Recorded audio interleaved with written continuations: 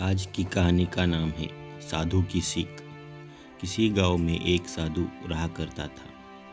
वो जब भी नाचता तो बारिश होती थी। अंततः गांव के लोगों को जब भी बारिश की ज़रूरत होती थी तो वे लोग साधु के पास जाते और उनसे अनुरोध करते कि वे नाचे, और जब वो नाचने लगता तो बारिश जरूर होती। कुछ दिनों बाद 4 लड़के शहर से गांव में घूमने आए। जब उन्हें यह बात मालूम हुई कि किसी साधु के नाचने से बारिश होती है तो उन्हें यकीन नहीं हुआ। शहरी पढ़ाई लिखाई के घमंड में उन्होंने गांव वालों को चुनौती दे दी कि हम भी नाचेंगे तो बारिश होगी, और अगर हमारे नाचने से नहीं हुई तो उस साधु के नाचने से भी नहीं होंगी।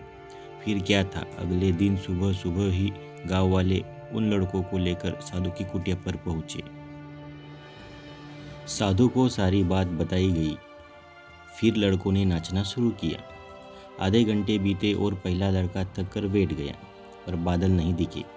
कुछ देर में दूसरे ने भी यही किया और 1 घंटा बीतते बीतते बाकी दोनों लड़के भी थक कर बैठ गए, पर बारिश नहीं हुई। अब साधु की बारी थी। उसने नाचना शुरू किया। 1 घंटा बीता, बारिश नहीं हुई। साधु नाचता रहा। 2 घंटे बीत गए, बारिश नहीं हुई, पर साधु तो रुकने का नाम ही नहीं ले रहा था। धीरे धीरे शाम ढलने लगी कि तभी बादलों की गड़गड़ाहट सुनाई दी और जोरों से बारिश होने लगी। लड़के दंग रह गए और तुरंत साधु से क्षमा मांगी और पूछा, बाबा भला ऐसा क्यों हुआ कि हमारे नाचने से बारिश नहीं हुई और आपके नाचने से हो गई? साधु ने उत्तर दिया, जब मैं नाचता हूँ तो 2 बातों का ध्यान रखता हूँ।